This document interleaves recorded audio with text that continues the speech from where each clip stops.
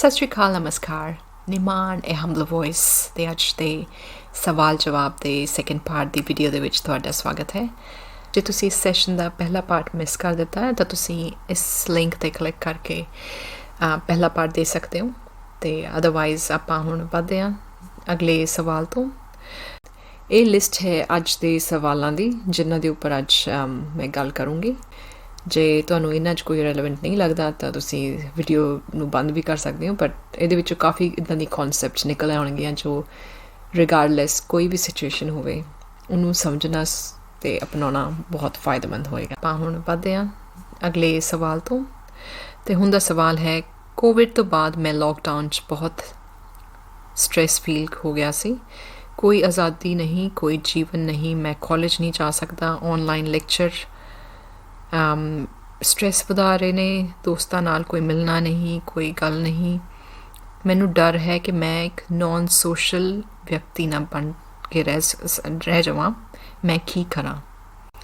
ਅੱਜ ਪਹਿਲਾਂ ਮੈਂ ਇੱਕ ਕਹਾਣੀ ਸ਼ੇਅਰ ਕਰਨਾ ਚਾਹੁੰਦੀ ਹਾਂ। ਕਹਾਣੀ ਮਹਾਤਮਾ ਬੁੱਧ ਦੀ। ਅਤੇ ਇੱਕ ਵਾਰ ਮਹਾਤਮਾ ਬੁੱਧ ਜਗ੍ਹਾ ਤੋਂ ਜਗ੍ਹਾ ਜਾਂਦੇ ਸੀ, ਮਤਲਬ ਇੱਕ ਜਗ੍ਹਾ ਦੀ ਨਾ ਰਹਿੰਦੇ ਸੀ। ਅਤੇ ਉਹ ਕਿਸੇ ਪਿੰਡ ਦੇ ਕੋਲ ਜਾ ਕੇ ਰੁਕੇ ਅਤੇ ਆਪਣੇ ਇੱਕ ਚੇਲੇ ਨੂੰ ਜਾ ਕੇ ਕਿਹਾ ਕਿ ਤੁਸੀਂ ਇੱਦਾਂ ਕਰੋ, ਪਾਣੀ ਲੈ ਕੇ ਆਓ ਕੁਝ। ਅਤੇ ਉਹ ਚੇਲਾ ਘੜਾ ਲੈ ਕੇ ਚੱਲਿਆ ਅਤੇ ਜਾ ਕੇ ਉੱਥੇ ਦੇਖਿਆ ਕਿ ਉੱਥੇ ਇੱਕ ਪੌਂਡ ਸੀਗਾ, ਇੱਕ ਛੱਪੜ ਸੀ ਪਾਣੀ ਦਾ। ਅਤੇ ਉੱਥੇ ਜਾ ਕੇ ਪਾਣੀ ਭਰਨ ਲੱਗਿਆ ਅਤੇ ਉਹਨੇ ਕੀ ਦੇਖਿਆ ਕਿ ਮਤਲਬ ਪਾਣੀ ਪੂਰਾ ਗੰਦਾ, ਮਿੱਟੀ ਮਤਲਬ ਘੁਲੀ ਹੋਈ ਪਾਣੀ ਦੇ ਵਿੱਚ। ਉੱਥੇ ਜਾਨਵਰ ਪਾਣੀ ਪੀ ਰਹੇ ਆ, ਉੱਥੇ ਹੀ ਲੇਡੀਜ਼ ਕੱਪੜੇ ਧੋ ਰਹੀਆਂ, ਅਤੇ ਉੱਥੇ ਹੀ ਬੱਚੇ ਛਾਲਾਂ ਮਾਰੀ ਜਾਂਦੇ, ਨਹਾਈ ਜਾਂਦੇ ਆ। ਅਤੇ ਉਹ ਮਤਲਬ ਦੇਖ ਕੇ ਮਤਲਬ ਉਹਨੂੰ ਬੜੀ ਅਲਕਤ ਜਿਹੀ ਹੋਈ ਕਿ ਪੀਣ ਲਈ ਪਾਣੀ ਨੂੰ ਮਤਲਬ ਮੈਨੂੰ ਹੀ ਨਾ ਇੰਨਾ ਮਤਲਬ ਮੈਸੀ ਕਰਕੇ ਰੱਖਿਆ, ਇੰਨਾ ਗੰਦਾ ਕਰਕੇ ਰੱਖਿਆ। ਅਤੇ ਉਹ ਖਾਲੀ ਹੱਥ ਹੀ ਆ ਗਿਆ ਗੁੱਸਾ ਕਰਕੇ ਕਿ ਕਿੰਨੇ ਗੰਦੇ ਲੋਕ ਹੈ, ਪਾਣੀ ਪੀਣ ਲਈ ਵੀ ਨਹੀਂ ਮਤਲਬ ਰੱਖ ਸਕਦੇ। ਅਤੇ ਉਹ ਵਾਪਸ ਆ ਗਿਆ ਅਤੇ ਆ ਕੇ ਕਹਿੰਦਾ ਕਿ ਨਹੀਂ, ਉੱਥੇ ਤਾਂ ਬਹੁਤ ਗੰਦੇ ਲੋਕ ਆ, ਬਹੁਤ ਗੰਦਗੀ ਹੈ, ਪਾਣੀ ਪੀਣ ਵਾਲਾ ਹੈ ਨਹੀਂ, ਅਤੇ ਆਪਾਂ ਨੂੰ ਕੁਛ ਹੋਰ ਲੱਭਣਾ ਪੈਣਾ। ਅਤੇ ਮਹਾਤਮਾ ਬੁੱਧ ਨੇ ਕੀ ਕੀਤਾ, ਉਹਨਾਂ ਨੇ ਜਸਟ ਮੁਸਕਰਾ ਕੇ ਕਿਹਾ ਕਿ ਚਲੋ ਕੋਈ ਗੱਲ ਨਹੀਂ, ਤੁਸੀਂ ਕੋਈ ਕੰਮ ਲਾ ਤਾ। ਅਤੇ ਥੋੜ੍ਹੀ ਦੇਰ ਬਾਅਦ 2-3 ਘੰਟੇ ਬਾਅਦ ਉਹਨਾਂ ਨੂੰ ਫਿਰ ਕਿਹਾ, ਉਹੀ ਚੇਲੇ ਨੂੰ, ਹੋਰ ਕਿਸੇ ਨੂੰ ਨਹੀਂ, ਕਿ ਜਾਓ ਜਾ ਕੇ ਤੁਸੀਂ ਉਹੀ ਜਗ੍ਹਾ ਤੋਂ ਮਤਲਬ ਪਾਣੀ ਲੈ ਕੇ ਆਓ।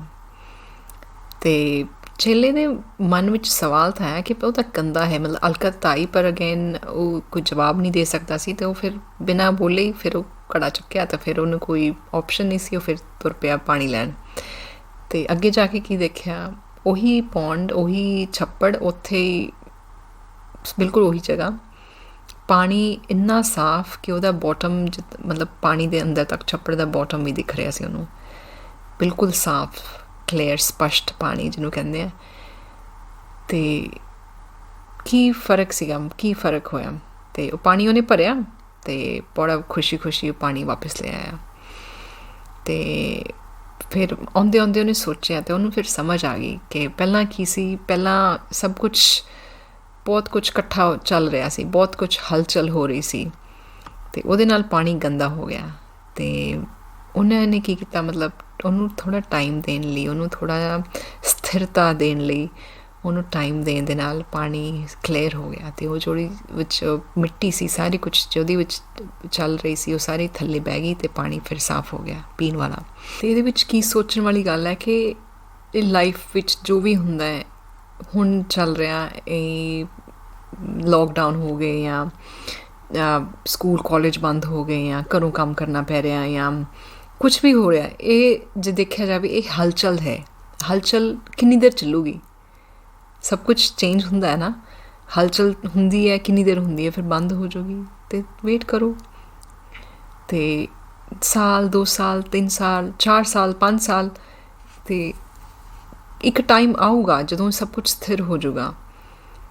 ਅਤੇ ਉਹੀ ਇਸ ਗੱਲ ਨੂੰ ਸਮਝਣਾ ਕਿ ਹਲਚਲ ਹੈ, ਹਲਚਲ ਨੂੰ ਦੇਖ ਕੇ ਆਪਣੇ ਮਨ ਦੇ ਵਿੱਚ ਹਲਚਲ ਪੈਦਾ ਕਰਨ ਦੀ ਲੋੜ ਨਹੀਂ। ਅਤੇ ਇਹ ਬਾਹਰ ਹੈ, ਬਾਹਰ ਹੀ ਠੀਕ ਲੱਗਦੀ ਹੈ। ਬਾਹਰ ਜਦੋਂ ਆਪਾਂ ਨੂੰ ਇਹ ਤੋਂ ਦੂਰ ਪਰੇ ਰਹਿੰਦੇ ਹਾਂ, ਉਹਦੇ ਨਾਲ ਹੀ ਆਪਾਂ ਨੂੰ ਫਾਇਦਾ। ਜੇ ਆਪਾਂ ਇਹਨੂੰ ਮਨ ਵਿੱਚ ਰਿਫਲੈਕਟ ਕਰਨ ਲੱਗ ਜਾਈਏ, ਉਹਦੇ ਨਾਲ ਆਪਾਂ ਨੂੰ ਕੋਈ ਫਾਇਦਾ ਨਹੀਂ ਹੋਣਾ। ਅਤੇ ਉਹਦੇ ਨਾਲੋਂ ਬੈਟਰ ਇਹੀ ਹੈ ਕਿ ਇਹਨੂੰ ਜਸਟ ਸਭ ਕੁਝ ਜੋ ਚੱਲ ਰਿਹਾ ਹੈ ਉਹਨੂੰ ਸ਼ਾਂਤ ਹੋਣ ਦਿਓ ਅਤੇ ਉਸ ਤੋਂ ਬਾਅਦ ਜਸਟ ਥਿੰਕ ਐਂਡ ਐਕਟ। ਅਤੇ ਦੂਸਰੀ ਥਿਊਰੀ ਮੈਂ ਇਹਦੇ 'ਚ ਡਿਸਕਸ ਕਰੂੰਗੀ ਕੌਜ਼ ਐਂਡ ਇਫੈਕਟ, ਕਾਰਨ ਅਤੇ ਪ੍ਰਭਾਵ ਦੀ ਥਿਊਰੀ। ਮਤਲਬ ਆਪਾਂ ਲਾਈਫ ਵਿੱਚ ਆਪਣੇ 'ਚ ਕੁਛ ਵੀ ਹੁੰਦਾ, ਹਰ ਇੱਕ ਚੀਜ਼ ਦਾ ਇੱਕ ਕਾਰਨ ਹੁੰਦਾ, ਰਾਈਟ, ਅਤੇ ਹਰ ਇੱਕ ਚੀਜ਼ ਨਾਲ ਇੱਕ ਪ੍ਰਭਾਵ ਹੁੰਦਾ। ਉਦਾਹਰਨ ਦੇ ਤੌਰ 'ਤੇ ਜੇ ਕਿਹਾ ਜਾਵੇ ਕਿ ਕੋਰੋਨਾ ਵਾਇਰਸ ਕਰਕੇ ਦੇ ਹੋਣ ਕਰਕੇ ਇਹਦਾ ਪ੍ਰਭਾਵ ਇਹ ਹੋਇਆ ਕਿ ਸਕੂਲ ਬੰਦ ਹੋ ਗਏ, ਘਰੋਂ ਕੰਮ ਕਰਨੇ ਸ਼ੁਰੂ ਹੋ ਗਏ, ਹੋਮ ਸਕੂਲਿੰਗ ਸ਼ੁਰੂ ਹੋ ਗਈ, ਸੋਸ਼ਲ ਗੈਦਰਿੰਗਸ ਬੰਦ ਹੋ ਗਈਆਂ, ਘੱਟ ਗਈਆਂ।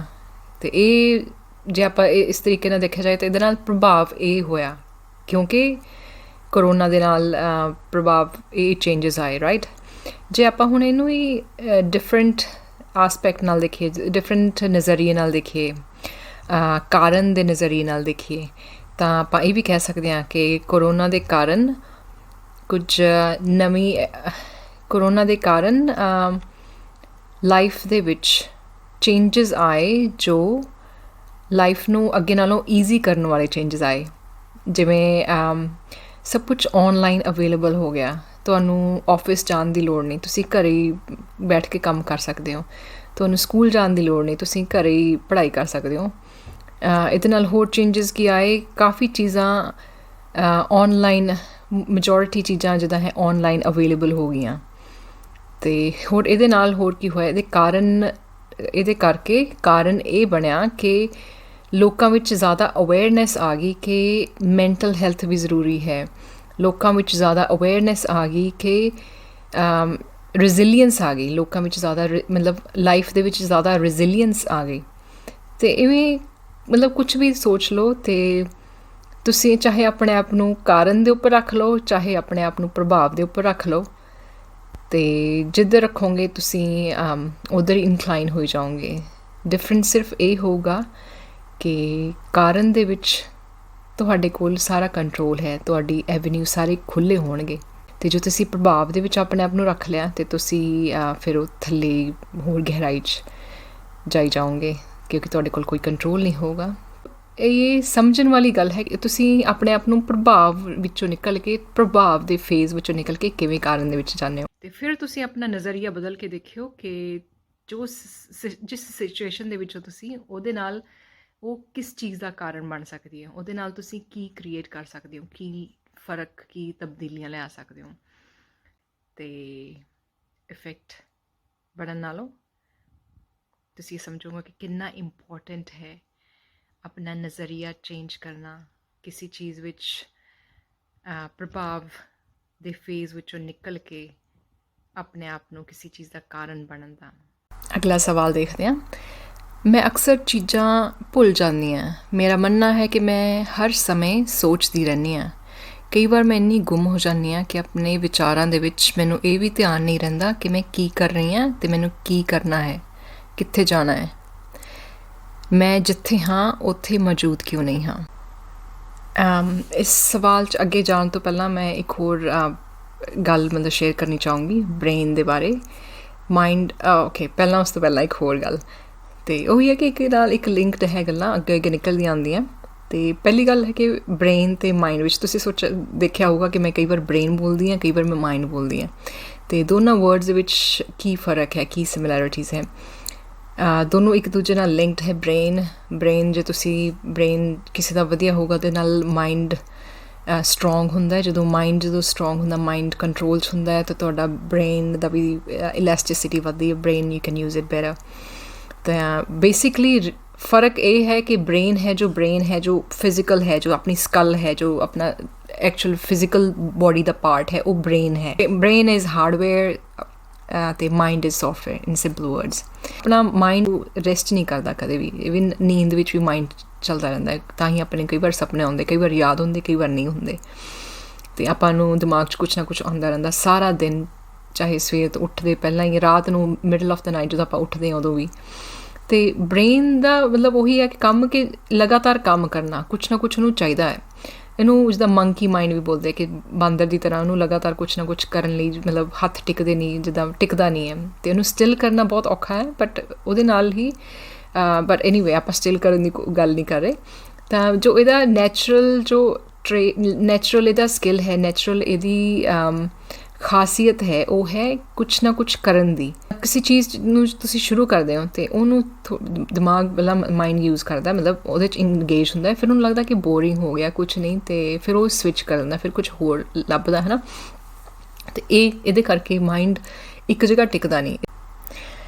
ਅਤੇ ਇਹਦੇ ਨਾਲ ਕੀ ਹੋਊਗਾ, ਤੁਹਾਡਾ ਮਾਈਂਡ ਹੈ, ਪਹਿਲਾਂ ਮਾਈਂਡ ਦੇ ਬਾਰੇ ਇੱਕ ਹੋਰ ਗੱਲ ਅੱਗੋਂ ਗੱਲਾਂ ਨਿਕਲੀ ਆਉਂਦੀਆਂ ਹੁੰਦੀਆਂ ਬਥੇਰੀਆਂ। ਅਤੇ ਮਾਈਂਡ ਦੀਆਂ ਜਿੱਦਾਂ ਲੇਅਰਸ ਹੁੰਦੀਆਂ, ਮਾਈਂਡ ਦੀ ਡੈਪਥ ਹੁੰਦੀ ਹੈ ਨਾ, ਗਹਿਰਾਈ ਵਿੱਚ ਜਾਣਾ। ਕਈ ਵਾਰ ਆਪਾਂ ਉੱਪਰੋਂ ਸੋਚਦੇ ਹਾਂ, ਫਿਰ ਅੰਦਰੋਂ ਸੋਚਦੇ ਹਾਂ, ਫਿਰ ਇੱਕ ਅੰਦਰੋਂ ਆਵਾਜ਼ ਆਉਂਦੀ ਦਿਲ 'ਚੋਂ। ਇੱਕ ਹੁੰਦਾ ਹੈ ਕੌਨਸ਼ੀਅਸ ਮਾਈਂਡ। ਕੌਨਸ਼ੀਅਸ ਮਾਈਂਡ ਹੁੰਦਾ ਜਿਹੜਾ ਆਪਾਂ ਨੂੰ ਲੌਜਿਕ, ਜੋ ਆਪਾਂ ਦੇਖ ਕੇ ਸਮਝ ਕੇ ਜ਼ਿਆਦਾ ਇੰਗੇਜ ਕਰਦੇ ਹਾਂ, ਹੈ ਨਾ, ਲੌਜਿਕਲੀ ਆਪਾਂ ਡੇਲੀ ਲਾਈਫ ਵਿੱਚ ਯੂਜ਼ ਕਰਦੇ ਹਾਂ, ਜੋ ਉੱਪਰੋਂ ਬਾਹਰ ਤੋਂ ਜਿੱਦਾਂ ਦਿਖਦਾ। ਨੈਕਸਟ ਸਬਕੌਨਸ਼ੀਅਸ ਮਾਈਂਡ ਹੁੰਦਾ, ਜਿਹਦੇ ਵਿੱਚ ਆਪਣੀਆਂ ਫੀਲਿੰਗਸ ਹੁੰਦੀਆਂ, ਇਮੋਸ਼ਨਸ ਹੁੰਦੀਆਂ, ਉਹ ਥੋੜ੍ਹੀਆਂ ਜ਼ਿਆਦਾ ਕਨੈਕਟ ਹੁੰਦੀਆਂ। ਉਹ ਥੋੜ੍ਹਾ ਕੌਨਸ਼ੀਅਸ ਮਾਈਂਡ ਨਾਲੋਂ ਥੋੜ੍ਹੀਆਂ ਹੋਰ ਗਹਿਰੀਆਂ ਹੁੰਦੀਆਂ, ਡੀਪ ਹੁੰਦਾ ਹੈ। ਜਿਵੇਂ ਆਈਸਬਰਗ ਹੈ, ਆਈਸਬਰਗ ਦੇ ਵਿੱਚ ਕੌਨਸ਼ੀਅਸ ਮਾਈਂਡ ਹੈ ਉੱਪਰ, ਦੇ ਵਿੱਚ ਥੋੜ੍ਹਾ ਹੋਰ ਗਹਿਰਾ ਜਾਂਦੇ ਹਾਂ ਤਾਂ ਆਪਾਂ ਨੂੰ ਇਹ ਸਬਕੌਨਸ਼ੀਅਸ ਮਾਈਂਡ ਹੋ ਜਾਂਦਾ ਹੈ। ਥੋੜ੍ਹਾ ਹੋਰ ਡੀਪ ਜਾਣ ਨਾਲ ਫਿਰ ਆਪਣੇ ਇਮੋਸ਼ਨਸ, ਆਪਣੇ ਸੈਂਟੀਮੈਂਟਸ ਹੁੰਦੇ, ਉਹ ਅਟੈਚ ਹੋ ਜਾਂਦੇ ਜਿੱਦਾਂ। ਅਤੇ ਉਹਦੇ ਹੋਰ ਗਹਿਰਾਈ ਵਿੱਚ ਜਾਣ ਨਾਲ ਆਪਣੇ ਇਹ ਅਨਕੌਨਸ਼ੀਅਸ ਮਾਈਂਡ ਹੁੰਦਾ, ਜਿਹੜਾ ਆਪਣਾ ਜਿਵੇਂ ਕਿ ਆਟੋਮੈਟਿਕ ਬੋਡੀ ਦਾ ਸਿਸਟਮ ਹੁੰਦਾ, ਇਮਿਊਨ ਸਿਸਟਮ ਹੋ ਗਿਆ, ਜਾਂ ਇਨਸਟਿੰਕਟ ਹੁੰਦਾ ਹੈ, ਜਾਂ ਕੁਛ ਵੀ ਕਰਕੇ ਅਚਾਨਕ ਹੀ ਜਿੱਦਾਂ ਕਿਸੇ ਚੀਜ਼ ਤੋਂ ਡਰ ਕੇ ਆਪਣੀ ਬੋਡੀ ਅਚਾਨਕ ਹੀ ਮਤਲਬ ਹਟਦੀ ਹੈ, ਜੋ ਆਟੋਮੈਟਿਕ ਨੈਚੁਰਲ ਰਿਸਪੌਂਸ ਹੁੰਦਾ। ਇੱਕ ਹੁੰਦਾ ਹੈ ਕਿ ਅੰਦਰੋਂ ਮਨ ਤੋਂ, ਜਿੱਦਾਂ ਕਹਿੰਦੇ ਨਾ ਮਨ ਤੋਂ ਆਵਾਜ਼ ਆਉਂਦੀ ਹੈ, ਅਤੇ ਉਹ ਵੀ ਅਨਕੌਨਸ਼ੀਅਸ ਮਾਈਂਡ ਹੁੰਦਾ ਹੈ। ਅਤੇ ਬੇਸਿਕਲੀ ਆਪਾਂ ਕੀ ਕਰਦੇ ਹਾਂ, ਮੋਸਟ ਆਫ ਦਾ ਟਾਈਮ ਆਪਾਂ ਜੋ ਕੌਨਸ਼ੀਅਸ ਮਾਈਂਡ ਹੈ, ਜੋ ਸਰਫੇਸ ਦੇ ਉੱਪਰ ਦਿਖਦਾ, ਜਿਹੜਾ ਲੌਜਿਕ, ਜਿਹਨੂੰ ਰੀਜ਼ਨ ਸਮਝ ਆਉਂਦੇ ਹੈ, ਜੋ ਉਹਨੂੰ ਇਲੌਜੀਕਲ ਰੀਜ਼ਨ ਸਮਝ ਨਹੀਂ ਆਉਂਦੇ, ਦਿਖਦੇ ਹੀ ਨਹੀਂ, ਆਪਾਂ ਉਹਦੇ ਨਾਲ ਇੰਟਰੈਕਟ ਕਰਦੇ ਹਾਂ ਕੌਨਸ਼ੀਅਸ ਮਾਈਂਡ ਦੇ ਨਾਲ। ਅਤੇ ਆਪਣੇ ਕੋਲ ਇਹ ਟਾਈਮ ਹੀ ਨਹੀਂ ਹੁੰਦਾ, ਆਪਾਂ ਧਿਆਨ ਹੀ ਨਹੀਂ ਦਿੰਦੇ ਕਿ ਆਪਾਂ ਅਨਕੌਨਸ਼ੀਅਸ ਮਾਈਂਡ ਨਾਲ ਇੰਟਰੈਕਟ ਕਰੀਏ। ਅਤੇ ਜਦੋਂ ਆਪਾਂ ਅਨਕੌਨਸ਼ੀਅਸ ਮਾਈਂਡ ਤੱਕ ਪਹੁੰਚਦੇ ਹਾਂ ਤਾਂ that's the time when you actually find solution for everything. ਅਤੇ ਇਹਦੇ ਵਿੱਚ ਕੀ ਹੁੰਦਾ, ਅਗੇਨ ਮੈਂ ਉਹੀ ਘੁੰਮ ਫਿਰਾ ਕੇ ਫਿਰ ਇੱਧਰ ਉੱਧਰ ਚਲੀ ਜਾਂਦੀ ਹਾਂ। ਅਤੇ ਜਦੋਂ ਆਪਾਂ ਲਿਸਟ ਬਣਾਉਂਦੇ ਹਾਂ, ਜਿਹੜੀ ਆਹੀ ਤੁਸੀਂ ਕੰਮਾਂ ਦੀ ਲਿਸਟ ਬਣਾਈ ਜਿਵੇਂ, ਉਹਦੇ ਨਾਲ ਕੀ ਹੋਊਗਾ, ਤੁਸੀਂ ਕੌਨਸ਼ੀਅਸ ਮਾਈਂਡ ਨੂੰ ਦੱਸ ਸਕਦੇ ਹੋ, ਉਹ ਤੁਹਾਡਾ ਕੌਨਸ਼ੀਅਸ ਮਾਈਂਡ ਨੂੰ ਤੁਸੀਂ ਨੋਟੀਫਾਈ ਕਰਦੇ ਹੋ ਕਿ ਇਹ ਚੀਜ਼ਾਂ ਜ਼ਰੂਰੀ ਹੈ, ਮੈਂ ਇਹ ਕਰਨੀ ਹੈ। ਤੁਸੀਂ ਉਹ ਫਿਜ਼ੀਕਲੀ ਉਹਨੂੰ ਲੌਜਿਕ ਦਿਖਦੇ, ਉਹਨੂੰ ਸਾਹਮਣੇ ਜੋ ਚੀਜ਼ ਹੈ ਉਹ ਦਿਖਦੀ ਹੈ, ਉਹਨੂੰ ਜੋ ਪਿੱਛੇ ਬੈਕ ਆਫ ਮਾਈ ਮਾਈਂਡ, ਮਤਲਬ ਜੇ ਤੁਹਾਡੇ ਮਾਈਂਡ ਦੇ ਹੈ, ਉਹਨੂੰ ਪਿੱਛੇ ਜੋ ਹੈ ਉਹ ਕੁਛ ਨਹੀਂ ਦਿਖਦਾ। ਅਤੇ ਇਹਦੇ ਨਾਲ ਫਿਰ ਤੁਸੀਂ ਆਪਣੇ ਕੌਨਸ਼ੀਅਸ ਮਾਈਂਡ ਨਾਲ ਇੰਗੇਜ ਕਰਕੇ ਉਹਨੂੰ ਇਹ ਦੱਸਦੇ ਹੋ ਕਿ ਭਾਈ ਇਹ ਚੀਜ਼ਾਂ ਹੈ, ਇਹ ਕਰਨੀਆਂ, ਇਹ ਹੋ ਜਾਣਗੀਆਂ, ਤੂੰ ਹੁਣ ਪਲਾਨ ਬਣਾ ਲੈ। ਅਤੇ ਮੇਰਾ ਅਨਕੌਨਸ਼ੀਅਸ ਮਾਈਂਡ ਹੈ, ਫਿਰ ਉਹ ਥੋੜ੍ਹਾ ਲਾਈਟ ਫੀਲ ਹੋ ਜਾਏ, ਉਹ ਫਿਰ ਪ੍ਰੈਜ਼ੈਂਟ ਤਾਂ ਹੀ ਹੋਊਗਾ, ਉਹਦੀ ਫਿਰ ਟੈਨਸ਼ਨ ਛੁੱਟੂਗੀ। ਅਤੇ ਇਸ ਤਰੀਕੇ ਨਾਲ ਆਪਾਂ ਤਿੰਨੋਂ ਲੇਅਰਸ ਹੈ ਜਿੱਦਾਂ ਮਾਈਂਡ ਦੀਆਂ, ਉੱਪਰ ਵਾਲੀ ਲੇਅਰ ਅਤੇ ਆਪਾਂ ਅੰਦਰ ਤੱਕ ਸਾਰੇ ਨੂੰ ਇਨਕਲੂਡ ਕਰਕੇ ਸਮਝ ਕੇ ਆਪਣਾ ਮੈਕਸੀਮਮ ਜਿੱਦਾਂ ਪ੍ਰੈਜ਼ੈਂਟ ਦੇ ਵਿੱਚ ਹੈ ਆਪਾਂ ਟਾਈਮ ਸਪੈਂਡ ਕਰ ਸਕਦੇ ਹਾਂ। ਅਤੇ ਇੱਕ ਹੋਰ ਸਭ ਤੋਂ ਇੰਪੋਰਟੈਂਟ ਚੀਜ਼ ਹੈ ਗ੍ਰੇਟਫੁਲ ਹੋਣਾ, ਰੱਬ ਦਾ ਸ਼ੁਕਰੀਆ ਕਰਨਾ। ਕਿਸੇ ਰੱਬ ਨੂੰ ਮੰਨਦੇ ਹੋ ਨਹੀਂ ਮੰਨਦੇ ਹੋ, ਕੁਛ ਮਤਲਬ ਜੋ ਤੁਹਾਨੂੰ ਮਿਲਦਾ ਹੈ ਉਹਦਾ, ਉਸ ਚੀਜ਼ ਦਾ ਸ਼ੁਕਰਗੁਜ਼ਾਰ ਕਰਨਾ, ਇਹ ਬਹੁਤ ਬਹੁਤ ਬਹੁਤ ਵੱਡੀ ਗੱਲ ਹੈ। ਮਤਲਬ ਇਹ ਹਰ ਇੱਕ ਟੈਨਸ਼ਨ ਜਾਂ ਕੋਈ ਵੀ ਚੀਜ਼ ਔਖੀ ਤੋਂ ਔਖਾ ਟਾਈਮ ਹੋਵੇ, ਕੁਛ ਵੀ, ਮਤਲਬ ਮੈਂ ਖੁਦ ਅਜ਼ਮਾਇਆ, ਮੈਂ ਵੀ 4-5 ਸਾਲ ਤੋਂ ਮਤਲਬ ਕੌਨਸ਼ੀਅਸਲੀ ਘੱਟੋ ਘੱਟ ਸਵੇਰੇ ਅਤੇ ਸ਼ਾਮ ਨੂੰ, ਦਿਨ 'ਚ ਵੀ ਹੁੰਦਾ, ਉਹ ਵੀ ਮੈਨੂੰ ਹੁਣ ਹੌਲੀ ਹੌਲੀ ਜਿੱਦਾਂ ਆਦਤ ਬਣ ਗਈ। ਪਰ ਸਟਾਰਟਿੰਗ 'ਚੋਂ ਨਹੀਂ ਸੀ, ਸਟਾਰਟਿੰਗ 'ਚ ਮੈਨੂੰ ਜਿੱਦਾਂ ਸਵੇਰੇ ਅਤੇ ਸ਼ਾਮ ਨੂੰ ਮੈਨੂੰ ਕਹਿਣਾ, ਯਾਦ ਕਰਵਾਉਣਾ ਪੈਂਦਾ ਸੀ। ਵਾਟ ਆਈ ਮੀਨ ਟੂ ਸੇ ਇਜ਼ ਕੌਨਸ਼ੀਅਸਲੀ ਇੱਕ ਹੋਰ ਹੈ ਕਿ ਜਦੋਂ ਤੁਸੀਂ ਸ਼ੁਕਰੀਆ ਕਰਦੇ ਹੋ, ਸ਼ੁਕਰੀਆ ਕਰਨਾ ਰੱਬ ਦਾ ਕਿ ਜੋ ਤੁਹਾਡੇ ਕੋਲ ਹੈ, ਉਹਦੇ ਬਾਰੇ ਉਹਨੂੰ ਅਪਰੀਸ਼ੀਏਟ ਕਰਨਾ, ਉਹਦੇ ਨਾਲ ਚੀਜ਼ਾਂ ਜੇ ਹੈ ਜਿੱਦਾਂ ਉਹਦੇ ਨਾਲ ਲਾਈਫ ਚੇਂਜ ਹੋ ਜਾਂਦੀ ਹੈ, ਉਹਦੇ ਨਾਲ ਤੁਹਾਡਾ ਨਜ਼ਰੀਆ ਬਦਲ ਜਾਂਦਾ ਹੈ। ਅਤੇ ਨਜ਼ਰੀਆ ਬਦਲਣ ਨਾਲ ਜੋ ਤੁਸੀਂ ਦੇਖਦੇ ਹੋ ਓਬਵੀਅਸਲੀ ਉਹ ਚੇਂਜ ਹੋ ਜਾਂਦਾ ਹੈ। ਇੰਨਾ ਕਿਓਸ ਹੈ, ਜੋ ਇੰਨਾ ਉਲਝਣ ਹੈ, ਇੰਨੀ ਟੈਨਸ਼ਨ ਹੈ, ਉਹਦੇ ਨਾਲੋਂ ਤੁਸੀਂ ਫਿਰ ਜੋ ਕੋਵਿਡ ਦੇ ਕਰਕੇ ਜੋ ਚੰਗੀਆਂ ਚੀਜ਼ਾਂ ਹੈ ਉਹ ਤੁਹਾਨੂੰ ਦੇਖਣ ਨੂੰ ਮਿਲਣਗੀਆਂ। ਅਤੇ ਜੇ ਤੁਸੀਂ ਦੇਖੋ ਕਿ ਗਲਾਸ ਦੇ ਵਿੱਚ ਇੱਕ ਨਿੰਬੂ ਪਾਣੀ ਪਾਇਆ ਹੋਇਆ, ਰਾਈਟ, ਅੱਧਾ ਗਲਾਸ ਪਿਆ ਇੱਥੇ ਨਿੰਬੂ ਪਾਣੀ ਦਾ। ਅਤੇ ਜੇ ਮੈਂ ਸ਼ੁਕਰਗੁਜ਼ਾਰ ਨਹੀਂ ਕਰਦੀ, ਜਿਹਦਾ ਮੈਂ ਮਾਈਂਡਸੈਟ ਹੈ ਨਹੀਂ ਕਿ ਗ੍ਰੇਟਫੁਲ ਹੋਵਾਂ, ਥੈਂਕਫੁਲ ਹੋਵਾਂ, ਅਤੇ ਮੇਰਾ ਪਹਿਲਾ ਰਿਐਕਸ਼ਨ ਕੀ ਹੋਊਗਾ ਜਦੋਂ ਮੈਂ ਦੇਖੂੰਗੀ ਗਲਾਸ ਕਿ ਅੱਧਾ ਗਲਾਸ ਨਿੰਬੂ ਪਾਣੀ ਦਾ, ਪਹਿਲਾਂ ਤਾਂ ਮੈਨੂੰ ਹੋਊਗਾ ਕਿ ਨਿੰਬੂ ਪਾਣੀ ਕਿਉਂ ਮਿਲਿਆ, ਮੈਨੂੰ ਹੋਰ ਵਧੀਆ ਡਰਿੰਕ ਕਿਉਂ ਨਹੀਂ ਮਿਲੀ। ਅਤੇ ਫਿਰ ਮੈਨੂੰ ਹੋਊਗਾ ਅੱਧਾ ਕਿਉਂ ਮਿਲਿਆ, ਮੇਰਾ ਮਤਲਬ ਅੱਧਾ ਕਿਹਨੇ ਪੀ ਲਿਆ, ਕਿੱਥੇ ਗਿਆ, ਮਤਲਬ ਕਿੱਥੇ ਗਿਆ, ਕਿਸੇ ਨੇ ਡੋਲਤਾ ਜਾਂ ਕਿਸੇ ਨੇ ਪੀ ਲਈ ਮੇਰੀ ਡਰਿੰਕ। ਮੈਂ ਇਹ ਸੋਚ ਕੇ ਕਿ ਅੱਧਾ ਹੈ ਨਹੀਂ, ਗਿਆ ਕਿੱਥੇ ਗਿਆ, ਮੈਂ ਇੰਨਾ ਆਪਣੇ ਆਪ ਨੂੰ ਮਤਲਬ ਪਰੇਸ਼ਾਨ ਕਰ ਲੂੰਗੀ। ਅਤੇ ਉਹਦੇ ਨਾਲ ਕੀ ਹੋਣਾ ਕਿ ਮੈਂ ਆਪਣਾ ਹੀ ਮਤਲਬ ਟੈਂਪਰੇਚਰ, ਆਪਣਾ ਜੋ ਹੈ ਬਲੱਡ ਪ੍ਰੈਸ਼ਰ ਵਧਾ ਰਹੀ ਹਾਂ। ਅਤੇ ਇੱਕ ਉਹ ਆਪਸ਼ਨ ਹੋਊਗੀ। ਅਤੇ ਦੂਸਰੀ ਆਪਸ਼ਨ ਹੈ ਕਿ ਜੇ ਮੈਂ ਗ੍ਰੇਟਫੁਲ ਹੈ ਆਲਰੇਡੀ, ਮੈਂ ਸ਼ੁਕਰਗੁਜ਼ਾਰ ਕਰਨ ਦਾ ਮੇਰਾ ਨੇਚਰ ਬਣ ਜਾਂਦੀ ਹੈ, ਅਤੇ ਫਿਰ ਮੈਂ ਕੀ ਦੇਖਦੀ ਹਾਂ ਕਿ ਅੱਧਾ ਗਲਾਸ ਨਿੰਬੂ ਪਾਣੀ ਦਾ ਹੈ, ਵਾਹ, ਮੈਂ ਤਾਂ ਕਹਿੰਦੀ ਕਿ ਇੰਨੀ ਗਰਮੀ 'ਚ ਮਤਲਬ ਮੈਨੂੰ ਹੋਰ ਕੀ ਚਾਹੀਦਾ ਸੀ ਕਿ ਅੱਧਾ ਗਲਾਸ ਮਤਲਬ ਪਿਆਸ ਬੁਝਾਉਣ ਲਈ ਬਹੁਤ ਹੋਊਗਾ। ਫਿਰ ਮੈਨੂੰ ਇਹ ਕਿਊਰੀਓਸਿਟੀ ਹੋਊਗੀ ਕਿ ਮੈਂ ਦੇਖਾਂ ਫਟਾਫਟ ਪੀ ਕੇ ਕਿ ਇਹ ਨਮਕੀਨ ਹੈ ਜਾਂ ਮਿੱਠਾ ਹੈ, ਕਿੰਨਾ ਕੁ ਠੰਡਾ ਹੈ। ਫਿਰ ਮੈਂ ਉਹਦੇ 'ਚ ਚੰਗੀਆਂ ਚੀਜ਼ਾਂ ਭਾਲੂੰਗੀ। ਉਹਦੇ ਕਰਕੇ ਮੈਂ ਉਹ ਸੋਚ ਕੇ ਕਹਿ ਕੇ ਆਪਣੇ ਆਪ ਨੂੰ ਦੇਖ ਕੇ ਮੈਂ ਖੁਸ਼ ਹੋਊਂਗੀ, ਅਤੇ ਉਹਦੇ ਨਾਲ ਮੈਂ ਫਿਰ ਹੋਰ ਪ੍ਰੈਜ਼ੈਂਟ ਵਿੱਚ ਹੋਊਂਗੀ, ਅਤੇ ਆਪਣੇ ਬ੍ਰੇਨ ਨੂੰ ਇੰਗੇਜ ਕਰੂੰਗੀ, ਮਾਇੰਡ ਨੂੰ ਇੰਗੇਜ ਕਰੂੰਗੀ ਕਿ ਮਾਇੰਡ ਦੀ ਕਿਊਰੀਓਸਿਟੀ ਵਧੂਗੀ। ਜੋ ਚੀਜ਼ਾਂ ਮੈਂ ਕਹੂੰਗੀ, ਮੈਂ ਸੋਚੂੰਗੀ ਕਿ ਹਾਂ, ਦੇਖਦੇ ਹਾਂ ਵੀ ਇਹ ਕਿਵੇਂ ਦਾ ਟੇਸਟ ਹੈ, ਕਿਵੇਂ ਕਿੰਨਾ ਠੰਡਾ। ਅਤੇ ਇਹਦੇ ਵਿੱਚ ਵੀ ਉਹੀ ਹੈ ਕਿ ਹਰ ਇੱਕ ਚੀਜ਼ ਐਂਡ ਵਿੱਚ ਮਤਲਬ ਫੋਕਸ ਦੇ ਉੱਪਰ ਹੈ। ਫੋਕਸ ਤੁਸੀਂ ਚੰਗੀ ਚੀਜ਼ 'ਤੇ ਕਰ ਲਓ, ਫੋਕਸ ਤੁਸੀਂ ਨੈਗੇਟਿਵਿਟੀ 'ਤੇ ਕਰ ਲਓ। ਚੋਇਸ ਬਿਲਕੁਲ ਤੁਹਾਡੀ ਹੈ, ਡਿਸੀਜ਼ਨ ਬਿਲਕੁਲ ਤੁਹਾਡਾ ਹੈ। ਉਹ ਡਿਸੀਜ਼ਨ ਬਿਲਕੁਲ ਤੁਹਾਡੀ ਚੋਇਸ ਦੇ ਉੱਪਰ ਨਿਰਭਰ ਕਰਦਾ ਹੈ। ਅਤੇ ਅੱਗੇ ਚੱਲਦੇ ਹਾਂ। ਨੈਕਸਟ ਕੁਐਸਚਨ ਹੈ, ਮੇਰਾ ਹੁਣੇ ਬ੍ਰੇਕਅਪ ਹੋਇਆ ਹੈ, ਮੈਂ ਰਿਜੈਕਸ਼ਨ ਨਾਲ ਕਿਵੇਂ ਡੀਲ ਕਰਾਂ। ਇੱਕ ਗੱਲ ਮੈਂ ਕਹੂੰਗੀ ਕਿ ਅੱਜ ਕੱਲ੍ਹ ਇਹ ਗੱਲ ਬਹੁਤ ਵਧੀਆ ਹੈ ਕਿ ਆਪਾਂ ਨੂੰ ਅਵੇਅਰਨੈਸ ਹੋ ਗਈ ਕਿ ਇਮੋਸ਼ਨਲ ਹੈਲਥ ਵੀ ਉਨੀ ਇੰਪੋਰਟੈਂਟ ਹੈ ਜਿੰਨੀ physical health. Emotional health mental health ਦਾ ਹੀ ਪਾਰਟ ਹੈ, ਅਤੇ mental health, emotional health, physical health, ਇਹ ਸਾਰਾ ਕੁਛ ਕਨੈਕਟਡ ਹੈ।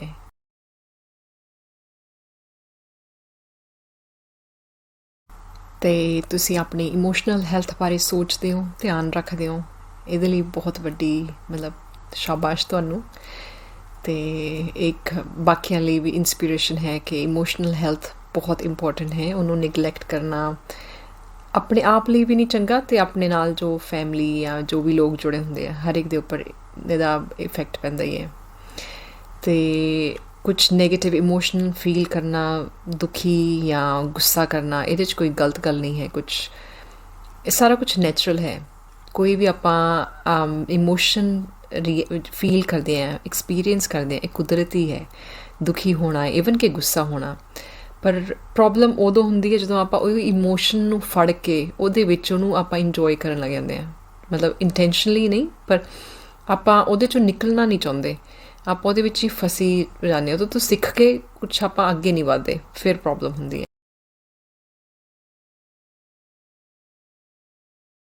ਬਿਲਕੁਲ ਇਸ ਤਰ੍ਹਾਂ ਹੀ ਜੇ ਤੁਸੀਂ ਇਹ ਸੋਚੋ ਕਿ ਤੁਹਾਡੀ ਲਾਈਫ ਵੀ ਇੱਕ ਪੀਜ਼ਾ ਦੀ ਤਰ੍ਹਾਂ ਹੈ, ਅਤੇ ਤੁਹਾਡਾ ਜੋ ਰਿਲੇਸ਼ਨਸ਼ਿਪ ਸੀ ਉਹ ਇੱਕ ਸਲਾਈਸ ਸੀ ਪੂਰੇ ਪੀਜ਼ਾ ਦੇ ਵਿੱਚੋਂ। ਜੇ ਉਹ ਡਿੱਗ ਗਿਆ, ਥੱਲੇ ਡਿੱਗ ਗਿਆ, ਨਹੀਂ ਆਇਆ ਕੰਮ, ਜਾਂ ਲਾਈਕ ਜਿੱਦਾਂ ਤੁਸੀਂ ਇੰਜੋਏ ਕਰਨਾ ਸੀ ਨਹੀਂ ਹੋਈ ਗੱਲ, ਤਾਂ ਉਹਨੂੰ, ਅਤੇ ਇਵੇਂ ਜੇ ਤੁਸੀਂ ਆਪਣੀ ਇੱਕ ਸਲਾਈਸ ਡਿੱਗੀ ਹੋਈ ਉਹਦੇ ਪਿੱਛੇ ਪੀਜ਼ਾ ਨਹੀਂ ਖਰਾਬ ਕਰਦੇ, ਅਤੇ ਤੁਹਾਡੀ ਪੂਰੀ ਲਾਈਫ ਵਿੱਚੋਂ ਇੱਕ ਰਿਲੇਸ਼ਨਸ਼ਿਪ ਜਦੋਂ ਨਹੀਂ ਹੁੰਦਾ, ਚੱਲਦਾ ਨਹੀਂ, ਠੀਕ ਗਿਆ, ਤਾਂ ਉਹਦੇ ਪਿੱਛੇ ਆਪਣੀ ਲਾਈਫ ਖਰਾਬ ਕਰਨਾ ਕਿੰਨਾ ਕੁ ਜਾਇਜ਼ ਹੈ। ਨੈਕਸਟ ਇਹਦੇ ਲਈ ਇਹੀ ਜਿੱਦਾਂ ਮਾਈਂਡ ਸੈੱਟ ਹੋਏ, ਔਖਾ ਹੁੰਦਾ, ਈਜ਼ੀ ਨਹੀਂ ਹੈ ਉਹਦੇ ਵਿੱਚੋਂ, ਦੁੱਖ ਵਿੱਚੋਂ ਨਿਕਲਣਾ, ਰਾਈਟ। ਕਿਸੇ ਵੀ ਦੁੱਖ ਦਰਦ ਦੇ ਦੋ ਪਾਰਟਸ ਹੁੰਦੇ। ਇੱਕ ਹੁੰਦਾ ਹੈ ਕਿ ਲੋਸ, ਆਪਾਂ ਜਿੱਦਾਂ ਤੁਸੀਂ ਰਿਲੇਸ਼ਨਸ਼ਿਪ ਦੇ ਵਿੱਚ ਮੈਮਰੀਜ਼, ਚੰਗੇ ਕਨੈਕਸ਼ਨ, ਚੰਗਾ ਟਾਈਮ, ਉਹਦਾ ਲੋਸ ਜਾਣਾ, ਰਾਈਟ। ਸੈਕਿੰਡ ਪਾਰਟ ਹੁੰਦਾ ਗਰੀਫ ਦਾ, ਦੁੱਖ ਦਾ, ਰੀਮੇਕਿੰਗ ਆਫ ਲਾਈਫ ਬੋਲਦੇ ਹੈ, ਮਤਲਬ ਤੁਸੀਂ ਦੁਬਾਰਾ ਖੜ੍ਹੇ ਹੋਣਾ, ਦੁਬਾਰਾ ਆਪਣੀ ਐਨਰਜੀ, ਸਟਰੈਂਥ, ਆਪਣੇ ਆਪ ਨੂੰ ਕੁਛ ਸਿੱਖ ਕੇ ਆਪਾਂ ਨੂੰ ਰੀਬਿਲਡ ਕਰਨਾ, ਆਪਣੇ ਆਪ ਨੂੰ ਰੀ ਐਨਰਜਾਈਜ਼ ਕਰਨਾ, ਆਪਣੇ ਆਪ ਨੂੰ ਅੱਗੇ ਨਾਲੋਂ, ਪਹਿਲਾਂ ਨਾਲੋਂ ਜ਼ਿਆਦਾ ਸਟਰੋਂਗ ਬਣਾਉਣਾ।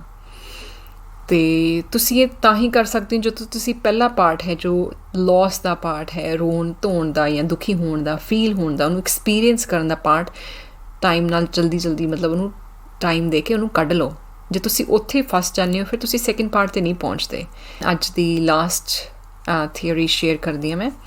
ਸਾਈਕੋਲੋਜੀ ਵਿੱਚ ਕਹਿੰਦੇ ਆ ਇੱਕ ਪੋਲਰ ਬੇਅਰ ਅਤੇ ਬਲੂ ਡੋਲਫਿਨ ਦੀ ਥਿਊਰੀ। ਬੇਸਿਕਲੀ ਕੀ ਹੁੰਦਾ ਕਿ ਜਦੋਂ ਤੁਸੀਂ ਜਦੋਂ ਆਪਾਂ ਆਪਣੇ ਆਪ ਨੂੰ ਜਦੋਂ ਕਿਸੇ ਚੀਜ਼ ਨੂੰ ਆਪਾਂ ਇਗਨੋਰ ਕਰਨਾ ਹੁੰਦਾ ਹੈ, ਜਿੱਦਾਂ ਮੈਂ ਤੁਹਾਨੂੰ ਕਹਾਂ ਕਿ ਤੁਸੀਂ ਰਿਲੇਸ਼ਨਸ਼ਿਪ ਜੋ ਬ੍ਰੇਕਅਪ ਹੋਇਆ ਦੇ ਬਾਰੇ ਨਾ ਸੋਚੋ ਅਤੇ ਕੀ ਹੋਊਗਾ। ਜੇ ਮੈਂ ਤੁਹਾਨੂੰ ਕਹਾਂ ਕਿ ਹੁਣ ਤੁਸੀਂ ਇਸ ਟਾਈਮ ਬਲੂ ਕਾਰ ਦੇ ਬਾਰੇ ਨਾ ਸੋਚੋ, ਕੀ ਹੋਊਗਾ? ਤਾਂ ਆਟੋਮੈਟਿਕਲੀ ਤੁਸੀਂ ਸੋਚੋਗੇ। ਜੇ ਤੁਹਾਡੇ ਮਨ 'ਚ ਖਿਆਲ ਨਹੀਂ ਵੀ ਸੀ, ਜਦੋਂ ਮੈਂ ਕਿਹਾ ਵੀ ਬਲੂ ਕਾਰ ਦੇ ਬਾਰੇ ਨਾ ਸੋਚੋ, ਤਾਂ ਓਬਵੀਅਸਲੀ ਤੁਹਾਡੇ ਮਾਈਂਡ ਵਿੱਚ ਬਲੂ ਕਾਰ ਆ ਗਈ। ਅਤੇ ਬਿਲਕੁਲ ਉਸੇ ਤਰੀਕੇ ਨਾਲ ਜਦੋਂ ਤੁਸੀਂ ਕਿਸੇ ਚੀਜ਼ ਦੇ ਵਿੱਚੋਂ ਨਿਕਲਣ ਦੀ ਕੋਸ਼ਿਸ਼ ਕਰਦੇ ਹੋ, ਤੁਸੀਂ ਬਾਰ ਕਹਿੰਦੇ ਹੋ ਕਿ ਮੈਂ ਭੁਲਾਉਣਾ ਮੈਂ ਇਹ ਨਹੀਂ ਕਰਨਾ, ਤੁਸੀਂ ਆਪਣੇ ਮਾਈਂਡ ਨੂੰ, ਆਪਣੇ ਬ੍ਰੇਨ ਨੂੰ ਬਾਰ ਪ੍ਰੋਗਰਾਮ ਕਰੀ ਜਾਂਦੇ ਹੋ ਕਿ ਇਹ ਚੀਜ਼ ਹੈ, ਇਹ ਮੈਂ ਨਹੀਂ ਕਰਨੀ। ਬਟ ਤੁਹਾਡਾ ਮਾਈਂਡ ਜੋ ਅਨਕੌਂਸ਼ੀਅਸ ਮਾਈਂਡ ਹੈ ਉਹਨੂੰ ਫ਼ਰਕ ਨਹੀਂ ਪਤਾ, ਉਹ ਕਰਦਾ ਹੈ ਕਿ ਠੀਕ ਹੈ ਮੈਂ ਇਹੀ ਚੀਜ਼ ਕਰਨੀ ਹੈ, ਤਾਂ ਫਿਰ ਉਹ ਨਿਕਲਣਾ ਔਖਾ ਹੋ ਜਾਂਦਾ। ਅਤੇ ਇਸ ਲਈ ਪੋਲਰ ਬੇਅਰ ਅਤੇ ਬਲੂ ਡੋਲਫਿਨ ਵਾਲੀ ਥਿਊਰੀ ਜ਼ਿਆਦਾ ਇਫੈਕਟਿਵ ਹੈ ਦੈਨ ਸੇਇੰਗ ਕਿ ਇਹ ਗੱਲ ਨਹੀਂ ਕਰਨੀ, ਇਹ ਕੰਮ ਨਹੀਂ ਕਰਨਾ, ਇਹ ਇੱਦਾਂ ਨਹੀਂ ਹੋਣਾ, ਨੈਗੇਟਿਵ ਡਾਇਲੋਗਸ ਦੇ ਨਾਲੋਂ। ਇਹ ਕਿਵੇਂ ਮਤਲਬ ਇਹਦਾ ਐਕਸਪਲੇਨ ਕਰਦੀ ਹਾਂ। ਜੇ ਤੁਹਾਨੂੰ ਕਿਹਾ ਜਾਏ ਕਿ ਤੁਸੀਂ ਪੋਲਰ ਬੇਅਰ ਨਹੀਂ ਦੇਖਣਾ, ਪੋਲਰ ਬੇਅਰ ਜਿਹੜੇ ਹੁੰਦੇ ਕੁਛ ਵੀ ਬੋਲ ਸਕਦੇ ਹੋ ਤੁਸੀਂ, ਪੋਲਰ ਬੇਅਰ ਬਾਰੇ ਨਹੀਂ ਸੋਚਣਾ, ਜੇ ਇਗਨੋਰ ਕਰਨਾ ਪੋਲਰ ਬੇਅਰ ਨੂੰ, ਕਿਵੇਂ ਕਰ ਸਕਦੇ ਹੋ? ਜਦੋਂ ਤੁਸੀਂ ਬਾਰ ਇਹੀ ਸੋਚੀ ਜਾਂਦੇ ਹੋ ਕਿ ਪੋਲਰ ਬੇਅਰ ਨਹੀਂ ਦੇਖਣਾ, ਪੋਲਰ ਬੇਅਰ ਨਹੀਂ ਦੇਖਣਾ, ਉਨੀ ਜਿੰਨਾ ਜ਼ਿਆਦਾ ਬੋਲੋਗੇ ਉਨੀ ਜ਼ਿਆਦਾ ਮਤਲਬ ਮਾਈਂਡ 'ਚ ਆਊਗਾ, ਰਾਈਟ? ਅਤੇ ਜੇ ਇਹਨੂੰ ਡਿਸਟਰੈਕਟ ਕਰਨ ਲਈ ਤੁਸੀਂ ਇਹ ਸੋਚੋ ਕਿ ਮੈਂ ਪੋਲਰ ਬੇਅਰ ਦੀ ਜਗ੍ਹਾ ਮੈਂ ਬਲੂ ਡੋਲਫਿਨ ਦੇਖਣੀ ਹੈ, ਅਤੇ ਉਹ ਈਜ਼ੀ ਹੋਊਗਾ। ਫਿਰ ਤੁਸੀਂ ਓਬਵੀਅਸਲੀ ਬਲੂ ਡੋਲਫਿਨ ਵੱਲ ਤੁਹਾਡਾ ਫੋਕਸ ਹੋ ਜਾਊਗਾ, ਤੁਹਾਡਾ ਮਾਈਂਡ ਉੱਧਰ ਧਿਆਨ ਦੇਊਗਾ, ਅਤੇ ਤੁਸੀਂ ਓਬਵੀਅਸਲੀ ਫਿਰ ਪੋਲਰ ਬੇਅਰ ਬਾਰੇ ਨਹੀਂ ਸੋਚੋਗੇ। ਅਤੇ ਬਿਲਕੁਲ ਉਸੇ ਤਰੀਕੇ ਨਾਲ ਜਦੋਂ ਤੁਸੀਂ ਰਿਲੇਸ਼ਨਸ਼ਿਪ ਕਿਸੇ ਔਖੇ ਟਾਈਮ 'ਚ ਨਿਕਲਣ ਦੀ ਕੋਸ਼ਿਸ਼ ਕਰ ਰਹੇ ਹੋ, ਜਾਂ ਕੋਈ ਹੈਬਿਟ ਚੇਂਜ ਕਰਨ ਦੀ ਕੋਸ਼ਿਸ਼ ਕਰ ਰਹੇ ਹੋ, ਛੱਡਣ ਦੀ ਕੋਸ਼ਿਸ਼ ਕਰ ਰਹੇ ਹੋ, ਕੁਛ ਵੀ ਚੇਂਜ ਜਦੋਂ ਤੁਹਾਨੂੰ ਚਾਹੀਦਾ, ਜਾਂ ਇੱਕ ਚੀਜ਼ ਇਗਨੋਰ ਕਰਨੀ ਹੈ, ਸਿਰਫ ਉਹਨੂੰ ਇਗਨੋਰ ਕਰਨਾ ਈਜ਼ੀ ਨਹੀਂ ਹੁੰਦਾ, ਇਫੈਕਟਿਵ ਨਹੀਂ ਹੁੰਦਾ। ਉਹਨੂੰ ਜ਼ਿਆਦਾ ਇਫੈਕਟਿਵ ਬਣਾਉਣ ਦੇ ਲਈ ਤੁਹਾਨੂੰ ਸਬਸਟੀਟਿਊਟ, ਉਹਦੀ ਜਗ੍ਹਾ ਕਿਤੇ ਹੋਰ ਫੋਕਸ ਕਰਨ ਦੀ ਲੋੜ ਹੁੰਦੀ ਹੈ। ਅਤੇ ਪੋਲਰ ਬੇਅਰ ਨੂੰ ਜੇ ਇਗਨੋਰ ਕਰਨਾ ਹੈ, ਉਹਦੇ ਲਈ ਤੁਹਾਨੂੰ ਜੇ ਤੁਸੀਂ ਬਲੂ ਡੋਲਫਿਨ ਵੱਲ ਧਿਆਨ ਦਿਓ ਕਿ ਮੈਂ ਉਹ ਕਾਊਂਟ ਕਰਨੀ ਹੈ ਕਿੰਨੀਆਂ ਹੈ ਬਲੂ ਡੋਲਫਿਨਸ, ਉਸੇ ਤਰੀਕੇ ਨਾਲ ਲਾਈਫ ਦੇ ਵਿੱਚ ਤੁਸੀਂ ਇਹ ਦੇਖੋ ਕਿ ਮੈਂ ਰਿਲੇਸ਼ਨਸ਼ਿਪ ਜੋ ਟੁੱਟ ਗਿਆ, ਠੀਕ ਨਹੀਂ ਹੋਇਆ, ਉਹਦੇ ਵੱਲ ਧਿਆਨ ਦੇਣ ਦੀ ਜਗ੍ਹਾ ਮੈਂ ਹੋਰ ਕਿਸੇ ਚੀਜ਼ ਨਾਲ ਆਪਣੇ ਲਈ ਕੋਈ ਬਲੂ ਡੋਲਫਿਨ ਲੱਭੋ। ਮੇਬੀ ਮੈਂ ਆਪਣਾ ਹੈਲਥ ਦਾ, ਫਿਟਨੈਸ ਦਾ ਵੱਲ ਧਿਆਨ ਦੇਣਾ, ਜਾਂ ਫਿਰ ਮੈਂ ਕੋਈ ਨਵਾਂ ਕੰਮ ਸਿੱਖਣਾ ਹੈ, ਜਾਂ ਕੋਈ ਚੀਜ਼ ਮੈਂ ਨਵੀਂ ਕਰਨੀ ਹੈ, ਜਾਂ ਕਿਸੇ ਹੋਰ ਨਾਲ ਟਾਈਮ ਦੇਣਾ, ਫੈਮਿਲੀ ਨਾਲ ਟਾਈਮ ਦੇਣਾ। ਤੁਸੀਂ ਇਹ ਲੱਭੋ ਕਿ ਤੁਹਾਡੇ ਲਈ ਬਲੂ ਡੋਲਫਿਨ ਕੀ ਹੈ, ਡਿਸਾਈਡ ਕਰੋ ਲਾਈਫ ਦੇ ਵਿੱਚ, ਅਤੇ ਉਹਦੇ ਵੱਲ ਧਿਆਨ ਦਿਓ। ਫਿਰ ਉਹਦੇ ਨਾਲ ਤੁਹਾਡਾ ਜੋ ਰਿਲੇਸ਼ਨਸ਼ਿਪ ਹੈ ਪੋਲਰ ਬੇਅਰ, ਉਹਦੇ ਵੱਲੋਂ ਧਿਆਨ ਹਟਾਉਣਾ ਈਜ਼ੀ ਹੋ ਜਾਏਗਾ। ਅਤੇ ਅੱਜ ਦੇ ਆਪਣੇ ਆਖਰੀ ਐਕਚੁਅਲੀ 2 ਸਵਾਲ ਹਨ, ਦੋਨੋਂ ਇਕੱਠੇ ਗੱਲ ਕਰਦੇ ਹਾਂ। ਪਹਿਲਾ ਕਿ ਮੇਰਾ ਯੰਗ ਐਡਲਟ ਚਾਈਲਡ, ਮੇਰਾ ਬੇਟਾ ਮੇਰੀ ਗੱਲ ਨਹੀਂ ਮੰਨਦਾ, ਮੈਨੂੰ ਇਗਨੋਰ ਕਰਦਾ, ਨਾ ਮੈਨੂੰ ਫੋਨ ਕਰਦਾ, ਕਈ ਮਹੀਨੇ ਹੋ ਜਾਂਦੇ ਹੈ, ਅਤੇ ਮੈਂ ਬਹੁਤ ਦੁਖੀ ਫੀਲ ਕਰਦੀ ਹਾਂ, ਮੈਂ ਕੀ ਕਰਾਂ? ਅਤੇ ਦੂਸਰਾ ਹੈ ਕਿ ਮੇਰੀ married life roller coaster ride ਦੀ ਤਰ੍ਹਾਂ ਚੱਲ ਰਹੀ ਹੈ, ਕਈ ਵਾਰ ਬਹੁਤ ਵਧੀਆ, ਕਈ ਵਾਰ ਔਖਾ ਟਾਈਮ ਆਉਂਦਾ ਹੈ, ਅਤੇ ਕਈ ਵਾਰ ਮੈਨੂੰ ਇੱਦਾਂ ਲੱਗਦਾ ਕਿ ਮੈਂ ਰਿਲੇਸ਼ਨਸ਼ਿਪ ਵਿੱਚੋਂ ਆਪਣੇ ਆਪ ਨੂੰ ਖਿੱਚ ਰਹੀ ਹਾਂ ਜ਼ਬਰਦਸਤੀ। ਪਹਿਲੀ ਗੱਲ ਤਾਂ ਇਹ ਕਿ ਮੈਂ ਕੁਛ ਰਜਿਸਟਰਡ ਕਾਉਂਸਲਰ ਜਾਂ ਸਾਈਕੈਟਰਿਸਟ ਜਾਂ ਕੋਈ ਦਾ ਮੈਡੀਕਲ ਪ੍ਰੋਫੈਸ਼ਨਲ ਨਹੀਂ ਹੈ ਜੋ ਮੈਂਟਲ ਹੈਲਥ ਵਿੱਚ ਕੁਛ ਪ੍ਰੋਪਰ ਹੈਲਪ ਕਰੂੰਗੀ। ਕੋਚਿੰਗ ਇਜ਼ ਡਿਫਰੈਂਟ, ਇਹ ਹੁਣ ਮੈਂਟਰਿੰਗ ਹੋਊਗੀ ਜਾਂ ਵੈਸੇ ਸ਼ੇਅਰ ਕਰਨੀ ਐਕਸਪੀਰੀਅੰਸ। ਪਹਿਲਾਂ ਤੁਸੀਂ ਇਹ ਫੋਟੋ ਦੇਖੋ ਅਤੇ ਮੈਨੂੰ ਇਹ ਦੇਖ ਕੇ ਦੱਸੋ ਕਿ ਤੁਹਾਨੂੰ ਇਹਦੇ 'ਚ ਕੀ ਦਿਖਦਾ ਹੈ। ਤੁਹਾਨੂੰ 2 ਫੇਸ ਦਿਖਦੇ ਹੈ, 2 ਚਿਹਰੇ ਦਿਖ ਰਹੇ ਹੈ, ਜਾਂ ਇੱਕ ਵਾਜ਼ ਦਿਖ ਰਿਹਾ, ਜਾਂ ਤੁਹਾਨੂੰ ਇੱਕ ਵਾਜ਼ ਜਿਹਦੇ 'ਚ ਆਪਾਂ ਫੁੱਲ ਪਾਉਂਦੇ ਹਾਂ, ਜਾਂ ਮਤਲਬ ਜਾਂ ਤੁਹਾਨੂੰ ਇੱਕ ਵਾਜ਼ ਜਿਹਦੇ ਵਿੱਚ ਆਪਾਂ ਫੁੱਲ ਪਾ ਕੇ ਰੱਖਦੇ ਹਾਂ, ਗੁਲਦਸਤਾ, ਉਹ ਦਿਖ ਰਿਹਾ। ਜੇ ਹੁਣ ਤੁਸੀਂ ਇਹ ਕਹੋ ਕਿ ਇਹ 2 ਫੇਸਿਸ ਹੈ, ਅਤੇ ਦੂਜਾ ਕੋਈ ਕਹੇ ਕਿ ਨਹੀਂ ਇਹ ਵਾਜ਼ ਹੈ, ਅਤੇ ਕੌਣ ਸਹੀ ਹੈ ਕੌਣ ਗਲਤ? ਮੇਰਾ ਇੱਕ ਫੋਟੋ ਦਿਖਾਉਣ ਦਾ ਮਕਸਦ ਇਹ ਹੈ ਕਿ ਇਹ ਬਿਲਕੁਲ ਇਹ ਫੋਟੋ ਦੀ ਤਰ੍ਹਾਂ ਆਪਣੀ ਲਾਈਫ ਵਿੱਚ ਹਰ ਇੱਕ ਸਿਚੁਏਸ਼ਨ, ਹਰ ਇੱਕ ਚੀਜ਼ ਐਵੇਂ ਹੀ ਹੁੰਦੀ ਹੈ। ਇੱਕ ਸਿਚੁਏਸ਼ਨ ਹੁੰਦੀ ਹੈ ਪਰ ਆਪਣਾ ਹਰ ਇੱਕ ਦਾ ਪਰਸੀਵ ਕਰਨ ਦਾ, ਦੇਖਣ ਦਾ ਨਜ਼ਰੀਆ ਡਿਫਰੈਂਟ ਹੋਣ ਕਰਕੇ ਕਿਸੇ ਦੋ ਬੰਦਿਆਂ ਨੂੰ, ਦੋ ਲੋਕਾਂ ਨੂੰ ਇੱਕ ਸਿਚੁਏਸ਼ਨ ਸੇਮ ਨਹੀਂ ਦਿਖਦੀ। ਹੋ ਵੀ ਸਕਦਾ ਦਿਖਦੀ ਹੋਵੇ ਪਰ ਮੈਜੋਰਿਟੀ ਆਫ ਦਾ ਟਾਈਮ ਨਹੀਂ ਦਿਖਦੀ। ਅਤੇ ਉਹਦੇ ਵਿੱਚ ਜੇ ਆਪਾਂ ਇਹ ਲੜੀ ਜਾਈਏ ਜਾਂ ਇਹ ਸੋਚੀਏ ਵੀ ਜੋ ਮੈਂ ਦੇਖ ਰਹੀ ਹਾਂ, ਮੈਨੂੰ ਜੋ ਫੀਲ ਹੋ ਰਿਹਾ ਦੂਜਾ ਵੀ ਉਹੀ ਕਰੇ, ਤਾਂ ਫਿਰ ਆਪਾਂ ਕਿਤੇ ਨਹੀਂ ਜਾਂਦੇ, ਰਾਈਟ। ਅਤੇ ਇੱਕ ਹੋਰ ਐਗਜ਼ਾਮਪਲ ਦਿੰਦੀ ਹਾਂ ਮੈਂ।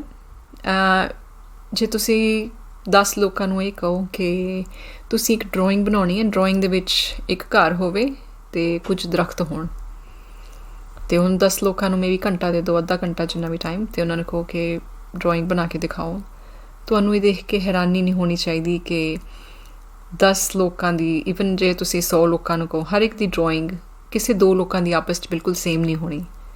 ਕਿਉਂਕਿ ਉਹਨਾਂ ਦੀ ਇਮੈਜੀਨੇਸ਼ਨ ਵੱਖਰੀ ਹੈ, ਉਹਨਾਂ ਦਾ ਪਰਸੀਵ ਕਰਨ ਦਾ ਤਰੀਕਾ ਵੱਖਰਾ ਹੈ, ਉਹਨਾਂ ਲਈ ਘਰ ਜੋ ਹੈ ਐਕਚੁਅਲ ਉਹਦਾ ਵਿਜ਼ੂਅਲਾਈਜ਼ੇਸ਼ਨ, ਉਹਦਾ ਦੇਖਣ ਦਾ ਮਤਲਬ ਤਰੀਕਾ ਬਿਲਕੁਲ ਸੋਚ ਵੱਖਰੀ ਹੈ। ਉਹਨਾਂ ਦਰਖਤ, ਕਿਸੇ ਲਈ ਦਰਖਤ ਦੀ ਸ਼ੇਪ ਕੋਈ ਹੋ ਸਕਦੀ ਗੋਲ ਛੋਟੀ, ਕਿਸੇ ਲਈ ਪਤਲੀ ਲੰਬੀ, ਅਤੇ ਬੇਸਿਕਲੀ ਮੇਰਾ ਕਹਿਣ ਦਾ ਮਤਲਬ ਉਹੀ ਆ ਰਿਹਾ ਕਿ ਜਿਵੇਂ ਹਰ ਇੱਕ ਦੀ ਪਰਸੀਵ ਕਰਨ ਦੀ ਤਰੀਕਾ ਵੱਖਰਾ ਹੁੰਦਾ, ਜਿਨ੍ਹਾਂ ਦੀ ਪਰਸੈਪਸ਼ਨ ਅੱਡ ਹੁੰਦੀ ਹੈ, ਯੂਨੀਕ ਹੁੰਦੀ ਹੈ। ਬਿਲਕੁਲ ਐਵੇਂ ਜਿਵੇਂ ਕਿਸੇ 2 ਲੋਕਾਂ ਦੀ ਸੇਮ ਡਰਾਇੰਗ ਨਹੀਂ ਹੋ ਸਕਦੀ ਐਗਜ਼ੈਕਟਲੀ ਸੇਮ, ਉਸੇ ਤਰੀਕੇ ਨਾਲ ਕਿਸੇ 2 ਲੋਕਾਂ ਦਾ ਨਜ਼ਰੀਆ ਬਿਲਕੁਲ ਐਗਜ਼ੈਕਟਲੀ ਸੇਮ ਨਹੀਂ ਹੋ ਸਕਦਾ। ਕਈ ਵਾਰ ਆਪਾਂ ਨੂੰ ਲੱਗਦਾ ਕਿ ਬਿਲਕੁਲ ਇੱਕ ਮੇਰੇ ਵਰਗਾ ਸੋਚਦੇ ਹੈ, ਕਿਤੇ ਨਾ ਕਿਤੇ ਫ਼ਰਕ ਹੁੰਦਾ ਮਾਈਂਡ ਵਿੱਚ, ਕਿਉਂਕਿ ਨੈਗੇਟਿਵ ਤਰੀਕੇ ਨਾਲ ਨਹੀਂ, ਪਰਸੀਵ ਕਰਨ ਦਾ ਤਰੀਕਾ ਫ਼ਰਕ ਹੁੰਦਾ। ਕਿਉਂਕਿ ਜਿਵੇਂ ਆਪਾਂ ਚੀਜ਼ਾਂ ਨੂੰ ਪਰਸੀਵ ਕਰਦੇ ਹਾਂ, ਆਪਾਂ ਸੋਚਦੇ ਹਾਂ, ਉਹਦੇ ਪਿੱਛੇ ਆਪਣੀਆਂ ਕਾਫੀ ਜ਼ਿਆਦਾ ਫੈਕਟ ਹੁੰਦੇ ਆ। ਦ ਵੇ ਵੀ ਇਮੈਜਿਨ ਜਾਂ ਕਿਸੇ ਦੇਖਦੇ ਹਾਂ, ਉਹਦੇ ਪਿੱਛੇ ਆਪਣਾ ਐਕਸਪੀਰੀਅੰਸ, ਆਪਣੀ ਸੋਚ, ਆਪਣੇ ਇੰਟਰਨਲ ਡਾਇਲੋਗ ਜੋ ਆਪਣੇ ਆਪ ਨੂੰ ਆਪਾਂ ਕਹਿੰਦੇ ਹਾਂ ਜਾਂ ਫਿਰ ਜੋ ਆਪਾਂ ਇਨਫੋਰਮੇਸ਼ਨ ਦੇਖਦੇ ਹਾਂ, ਰਿਸੀਵ ਕਰਦੇ ਹਾਂ, ਉਹਦੇ ਵਿੱਚੋਂ ਆਪਾਂ ਡਿਸਾਈਡ ਕਰਦੇ ਹਾਂ ਵੀ ਕੀ ਇਨਫੋਰਮੇਸ਼ਨ ਆਪਾਂ ਰੀਟੇਨ ਕਰਨੀ ਹੈ, ਰੱਖਣੀ ਹੈ, ਕੀ ਆਪਾਂ ਡਿਸਕਾਰਡ ਕਰਨੀ ਹੈ। ਇਹ ਛੋਟੀਆਂ ਚੀਜ਼ਾਂ ਜੋ ਛੋਟੀਆਂ ਕਾਫੀ ਇਹ ਰੀਜ਼ਨਸ ਹੁੰਦੇ ਆ। ਜੋ ਆਪਣਾ ਨਜ਼ਰੀਆ ਹੈ, ਆਪਣੀ ਪਰਸੈਪਸ਼ਨ ਹੈ, ਆਪਣਾ ਵਰਲਡ ਨੂੰ ਦੇਖਣ ਦਾ ਆਲੇ ਦੁਆਲੇ ਜੋ ਹੈ, ਜੋ ਹੋ ਰਿਹਾ ਉਹਨੂੰ ਸਮਝਣ ਦਾ ਨਜ਼ਰੀਆ, ਤਰੀਕਾ ਹੈ, ਉਹਨੂੰ ਯੂਨੀਕ ਬਣਾਉਂਦਾ ਹੈ। ਕਿਉਂਕਿ ਆਪਣਾ ਜੋ ਇੰਟਰਨਲ ਪਾਰਟ ਹੈ, ਜੋ ਆਪਣੀ ਰਿਪਰੈਜ਼ੈਂਟੇਸ਼ਨ ਸਿਸਟਮ ਹੈ, ਉਹ ਦੂਜਿਆਂ ਨਾਲੋਂ ਯੂਨੀਕ ਹੈ। ਇਹ ਗੱਲ ਜੇ ਆਪਾਂ ਸਮਝ ਕੇ ਇਹਨੂੰ ਅਪਲਾਈ ਕਰੀਏ ਆਪਣੀ ਡੇਲੀ ਲਾਈਫ ਦੇ ਵਿੱਚ, ਅੱਧੀਆਂ ਲੜਾਈਆਂ ਤਾਂ, ਅੱਧੀਆਂ ਟੈਨਸ਼ਨਸ ਉਹਦੀ ਖਤਮ ਹੋ ਜਾਣਗੀਆਂ, ਰਾਈਟ। ਕਿਉਂਕਿ ਮੋਸਟ ਆਫ ਦਾ ਟਾਈਮ ਇਹੀ ਹੁੰਦਾ ਕਿ ਆਪਾਂ ਨੂੰ ਦੂਜਿਆਂ ਨਾਲ ਗਿਲੇ ਸ਼ਿਕਵੇ ਹੁੰਦੇ ਆ ਕਿ ਮੈਨੂੰ ਉਹਨੇ ਬੁਲਾਇਆ ਨਹੀਂ, ਮੇਰੀ ਗੱਲ ਨਹੀਂ ਮੰਨੀ, ਮੈਨੂੰ ਇਗਨੋਰ ਕੀਤਾ। ਉਹੀ ਕਿਉਂਕਿ ਆਪਾਂ ਐਕਸਪੈਕਟ ਕਰਦੇ ਹਾਂ ਕਿ ਮੇਰੇ ਨਾਲ ਇੱਦਾਂ ਟਰੀਟ ਕਰਿਓ, ਅਤੇ ਜਦੋਂ ਹੁੰਦਾ ਨਹੀਂ ਫਿਰ ਆਪਾਂ ਨੂੰ ਦੁੱਖ ਹੁੰਦਾ ਹੈ। ਅਤੇ ਬਟ ਰਿਐਲਿਟੀ ਵਿੱਚ ਕੀ ਹੁੰਦਾ ਕਿ ਜੋ ਐਕਸਪੈਕਟੇਸ਼ਨਸ ਹੁੰਦੀਆਂ ਆਪਣੀਆਂ ਹੀ ਮਾਈਂਡ ਤੋਂ, ਆਪਣੇ ਖੁਦ ਵੱਲੋਂ ਆਪਾਂ ਬਿਲਡਅਪ ਕਰਦੇ ਹਾਂ ਕਿ ਇੱਦਾਂ ਹੋਣਾ ਚਾਹੀਦਾ, ਐਵੇਂ ਹੋਣਾ ਚਾਹੀਦਾ, ਪਰ ਰਿਐਲਿਟੀ ਦੇ ਨਾਲ ਉਹਦੇ ਨਾਲ ਕੋਈ ਕਨੈਕਸ਼ਨ ਨਹੀਂ ਹੁੰਦਾ। ਅਤੇ ਕਈ ਵਾਰ ਇਹ ਵੀ ਹੁੰਦਾ ਕਿ ਦੂਜੇ ਨੂੰ ਪਤਾ ਹੀ ਨਹੀਂ ਹੁੰਦਾ ਕਿ ਆਪਾਂ ਕੀ ਐਕਸਪੈਕਟ ਕਰਦੇ ਹਾਂ। ਕਿਸੇ ਤੋਂ ਐਕਸਪੈਕਟੇਸ਼ਨ ਰੱਖਣਾ, ਕਿਸੇ ਤੋਂ ਉਮੀਦ ਰੱਖਣਾ, ਇਹੀ ਮੇਨ ਕਾਰਨ ਬਣਦਾ ਹੈ ਆਪਣੀ ਦੁਖੀ ਹੋਣ ਦਾ। ਆਪਾਂ ਦੁਖੀ ਕਿਉਂ ਹੁੰਦੇ ਹਾਂ? ਕਿਉਂਕਿ ਆਪਾਂ ਐਕਸਪੈਕਟ ਕਰਦੇ ਹਾਂ ਕਿ ਮੈਨੂੰ ਲਾਈਫ ਵਿੱਚ ਇਹ ਮਿਲਣਾ ਚਾਹੀਦਾ ਸੀ, ਮੇਰੇ ਨਾਲ ਇਹ ਹੋਣਾ ਚਾਹੀਦਾ ਸੀ, ਮੈਨੂੰ ਨਹੀਂ ਹੋਇਆ, ਮੈਨੂੰ ਇਹ ਨਹੀਂ ਮਿਲਿਆ। ਆਪਣੀ ਉਮੀਦ ਜਿਹੜੀ ਹੁੰਦੀ ਹੈ ਟੁੱਟ ਜਾਂਦੀ ਹੈ। ਕਿਉਂਕਿ ਆਪਾਂ ਉਮੀਦ ਕਰਦੇ ਹਾਂ, ਆਪਾਂ ਰਿਐਲਿਟੀ ਤੋਂ ਦੂਰ ਹੋ ਕੇ। ਇਹੀ ਸਿਚੁਏਸ਼ਨ ਦੇ ਵਿੱਚ ਅਗੇਨ ਮੈਂ ਉਹੀ ਮਾਈਂਡ ਸੈਟ ਚੇਂਜ ਕਰਨ ਦੀ, ਫੋਕਸ ਕਰਨ ਦੀ ਜੇ ਆਪਾਂ ਕੋਸ਼ਿਸ਼ ਕਰੀਏ ਕਿ ਦੂਸਰੇ ਤੋਂ ਐਕਸਪੈਕਟ ਕਰਨ ਦੀ ਜਗ੍ਹਾ ਆਪਾਂ ਜੇ ਫੋਕਸ ਕਰ ਲਈਏ, ਠੀਕ ਹੈ ਮੇਰੇ ਨਾਲ ਨਹੀਂ ਗੱਲ ਕਰ ਰਿਹਾ ਕੋਈ ਜਾਂ ਮੈਨੂੰ ਨਹੀਂ ਬੁਲਾ ਰਿਹਾ, ਉਹਦੀ ਜਗ੍ਹਾ ਉਹ ਬਾਰ-ਬਾਰ ਉਹੀ ਸੋਚੀ ਜਾਣਾ, ਦੁਖੀ ਹੋਣਾ, ਗੁੱਸਾ ਹੋਣਾ ਵੀ ਮੈਨੂੰ ਹੁਣ ਬੁਲਾਇਆ, ਨਹੀਂ ਬੁਲਾਇਆ, ਹੋਰ ਦੁਖੀ ਹੋਣਾ। ਉਹਦੇ ਨਾਲੋਂ ਜੇ ਤੁਸੀਂ ਆਪਣਾ ਫੋਕਸ ਹੈ ਕਿਸੇ ਹੋਰ ਕੰਮ ਵੱਲ, ਕਿਸੇ ਹੋਰ ਚੀਜ਼ ਵੱਲ ਲਾ ਦਿਓ। ਜਿੱਦਾਂ ਫਸਟ ਸਿਚੁਏਸ਼ਨ ਜੋ ਹੈ ਯੰਗ ਐਡਲਟ ਚਾਈਲਡ ਗੱਲ ਨਹੀਂ ਸੁਣਦਾ, ਉਹਦੀ ਜਗ੍ਹਾ ਤੁਸੀਂ ਆਪਣੀ ਲਾਈਫ ਸਟਾਈਲ ਵੱਲ ਧਿਆਨ ਦਿਓ। ਆਪਣੀ ਮੇਬੀ ਵਾਕ ਕਰਨ ਲਈ ਕੁਛ ਚੰਗਾ ਮਿਊਜ਼ਿਕ ਸੁਣੋ ਜਾਂ ਕਿਤੇ ਹੋਰ ਵੱਲ ਧਿਆਨ ਦਿਓ। ਤਾਂ ਓਬਵੀਅਸਲੀ ਉਹਦੇ ਨਾਲ ਤੁਹਾਡਾ ਮਾਈਂਡ ਆਲਰੇਡੀ ਬਿਜ਼ੀ ਹੋਊਗਾ ਦੂਜੇ ਕੰਮ ਕਰਨ 'ਚ। ਅਤੇ ਦੂਜੀ ਸਿਚੁਏਸ਼ਨ ਦੇ ਵਿੱਚ ਜਦੋਂ ਤੁਹਾਡਾ ਪਾਰਟਨਰ ਜਾਂ ਹਸਬੈਂਡ ਵਾਈਫ ਨਹੀਂ ਸੁਣਦਾ ਜਾਂ ਕਦੇ ਫੀਲ ਲੱਗਦਾ ਕਿ you just ਪੁਸ਼ਿੰਗ yourself, give that person space and ਕਿਸੇ ਤੋਂ ਉਮੀਦ ਕਰਨ ਦੀ ਜਗ੍ਹਾ ਜੇ ਆਪਣਾ ਫੋਕਸ ਤੁਸੀਂ ਕਿਸੇ ਕੰਮ ਵੱਲ ਡਾਇਵਰਟ ਕਰ ਲਓ ਜੋ ਤੁਹਾਨੂੰ ਚੰਗਾ ਲੱਗਦਾ ਹੋਵੇ, ever like you feel pampering yourself, ਜਾਂ ਫਿਰ ਆਪਣਾ ਜਿਮ ਜਾਣਾ ਜਾਂ ਕਿਤਾਬ ਪੜ੍ਹਨੀ, ਕੁਛ ਵੀ ਜੋ ਤੁਸੀਂ ਇੰਜੋਏ ਕਰਦੇ ਹੋ ਉਹ ਉੱਧਰ ਧਿਆਨ ਦੇ ਦਿਓ। ਫਿਰ ਤੁਹਾਡਾ ਓਬਵੀਅਸਲੀ ਜੋ ਬੁਰਾ ਫੀਲ ਹੋਣਾ ਹੈ ਉਹ ਬੁਰਾ ਫੀਲ ਹੋਣ ਦਾ ਤੁਹਾਨੂੰ ਟਾਈਮ ਨਹੀਂ ਮਿਲਣਾ, ਕਿਉਂਕਿ ਤੁਹਾਡਾ ਮਾਈਂਡ ਆਲਰੇਡੀ ਇੰਗੇਜਡ ਹੋਏਗਾ ਜੋ ਜ਼ਿਆਦਾ ਇੰਪੋਰਟੈਂਟ ਕੰਮ ਲੱਗ ਰਿਹਾ ਤੁਹਾਨੂੰ, ਜ਼ਿਆਦਾ ਤੁਹਾਡੇ ਲਈ ਫਾਇਦੇਮੰਦ ਹੈ। ਅਤੇ ਜੇ ਕਦੇ ਔਖਾ ਲੱਗੇ ਬਸ ਉਹ ਜੋ ਇਲੂਜ਼ਨ ਹੈ, ਜੋ ਇਹ ਫੋਟੋ ਦਿਖਾਈ ਸੀ, ਇਹ ਯਾਦ ਰੱਖਣਾ ਕਿ ਇਹਦੇ ਵਿੱਚ ਕਦੇ ਸਵਾਲ ਸਹੀ ਜਾਂ ਗਲਤ ਹੋਣ ਦਾ ਨਹੀਂ ਹੈ। It's all about seeing things from different angle. ਅਤੇ ਜਦੋਂ ਆਪਾਂ ਅਪਲਾਈ ਕਰਾਂਗੇ ਕਿ ਠੀਕ ਹੈ ਮੈਂ ਇੱਧਰੋਂ ਇਹ ਚੀਜ਼ ਦੇਖ ਰਹੀ, ਕਿਸੇ ਨੂੰ ਕੁਛ ਹੋਰ ਪਿਕਚਰ ਦਿਖ ਰਹੀ ਹੋਣੀ ਹੈ, ਬਸ ਉਹਨਾਂ ਲਈ ਸਪੇਸ ਦਿਓ ਅਤੇ ਜਸਟ ਸਟੇ ਕਾਮ ਐਂਡ ਕੈਰੀ ਔਨ। ਅੱਜ ਲਈ ਇੱਕ ਟਾਸਕ ਦੇਣੀ ਹੈ ਤੁਹਾਨੂੰ ਮੈਂ, ਕੋਸ਼ਿਸ਼ ਕਰੋ ਕਿ ਘੱਟੋ ਘੱਟ 20 ਚੀਜ਼ਾਂ ਲਿਖਣ ਦੀ ਜਿਹਦੇ ਲਈ ਤੁਸੀਂ ਸ਼ੁਕਰਗੁਜ਼ਾਰ ਹੋ। ਮੇਬੀ ਫੈਮਿਲੀ, ਘਰ ਜਾਂ ਕੁਛ ਵੀ, ਜਿੱਦਾਂ 20 ਥਿੰਗਸ, ਐਂਡ ਜੇ 20 ਜਲਦੀ ਹੁੰਦੀ ਆ ਤਾਂ ਫਿਰ ਮੇਬੀ 50 ਲਿਖ ਲਓ। ਅਤੇ ਕੋਸ਼ਿਸ਼ ਕਰੋ ਕਿ ਵੱਧ ਤੋਂ ਵੱਧ ਜਿੰਨੀਆਂ ਚੀਜ਼ਾਂ ਤੁਸੀਂ ਕਾਊਂਟ ਕਰ ਸਕਦੇ ਹੋ। ਅਤੇ ਇੱਕ ਦਿਨ ਕਾਊਂਟ ਕੀਤੀਆਂ ਫਿਰ ਦੂਜੇ ਦਿਨ ਰਿਮਾਈਂਡ ਕਰਕੇ ਮਤਲਬ ਆਪਣੇ ਆਪ ਨੂੰ ਮੇਬੀ ਅਲਾਰਮ ਲਾਓ। ਇੱਕ ਛੋਟੇ ਛੋਟੇ ਸਟੈਪ ਹੈ ਜੋ ਇੱਕ ਐਫਰਟਸ ਕਰਨੇ ਪੈਣੇ ਆ। ਜੇ ਵੱਡੇ ਚੇਂਜ ਲਿਆਉਣਾ ਤਾਂ ਛੋਟੇ ਛੋਟੇ ਐਫਰਟਸ ਕਰਨ ਦੀ ਲੋੜ ਹੈ। ਅਤੇ ਜਦੋਂ ਤੁਸੀਂ ਇਹ ਕਰੋਗੇ ਫਿਰ ਦੇਖਿਓ ਤੁਸੀਂ ਫ਼ਰਕ ਦੇਖੋਗੇ ਆਪਣੇ ਆਪ 'ਚ ਹੀ ਕਿ ਤੁਹਾਡਾ ਨਜ਼ਰੀਆ ਹੈ ਓਬਵੀਅਸਲੀ ਮਤਲਬ ਨੈਚੁਰਲੀ ਤੁਹਾਡਾ ਜੋ ਨਜ਼ਰੀਆ ਹੈ ਤੁਸੀਂ ਦੇਖੋਗੇ ਉਹ ਨੈਚੁਰਲੀ ਅਪਰੀਸ਼ੀਏਟ ਕਰਨ ਵਾਲਾ, ਜ਼ਿਆਦਾ ਪੀਸਫੁਲ, ਜ਼ਿਆਦਾ ਥੋੜ੍ਹਾ ਖੁਸ਼ ਅਤੇ ਪੋਜ਼ੀਟਿਵ ਹੋ ਜਾਏਗਾ। ਅਤੇ ਆਈ ਵੁੱਡ ਲਵ ਟੂ ਨੋ ਕਿ ਕਿਵੇਂ ਜਾਂਦਾ ਇਹ ਤੁਹਾਡਾ ਟਾਸਕ। ਅੱਜ ਲਈ ਵੀ ਬਹੁਤ ਸ਼ੁਕਰੀਆ ਨਾਲ ਐਂਡ ਤੱਕ ਵੀਡੀਓ ਦੇਖਣ ਦਾ। ਅਤੇ ਆਈ ਹੋਪ ਕਿ ਕੁਛ ਤੁਹਾਨੂੰ ਵੈਲਿਊ ਮਿਲੀ ਹੋਊਗੀ ਇਸ ਵੀਡੀਓ ਦੇ ਵਿੱਚੋਂ। ਜੇ ਤੁਹਾਨੂੰ ਇਹ ਵੀਡੀਓ ਚੰਗੀ ਲੱਗੀ ਹੋਵੇ ਤਾਂ ਪਲੀਜ਼ ਇਹਨੂੰ ਲਾਈਕ ਅਤੇ ਸ਼ੇਅਰ ਜ਼ਰੂਰ ਕਰਨਾ, ਅਤੇ ਕੌਮੈਂਟ ਸੈਕਸ਼ਨ ਵਿੱਚ ਆਪਣੇ ਵਿਚਾਰ ਸ਼ੇਅਰ ਕਰਨਾ, ਜਾਂ ਤੁਸੀਂ ਮੈਨੂੰ ਪਰਸਨਲੀ ਮੈਸੇਜ ਵੀ ਕਰ ਸਕਦੇ ਹੋ ਜਾਂ ਈਮੇਲ। ਅਤੇ ਮਿਲਦੇ ਹਾਂ ਅਗਲੀ ਵੀਡੀਓ ਦੇ ਵਿੱਚ। ਉਨੀ ਦੇਰ ਤੱਕ ਆਪਣਾ ਧਿਆਨ ਰੱਖਣਾ ਅਤੇ ਖੁਸ਼ ਰਹਿਣਾ। ਸ਼ੁਕਰੀਆ।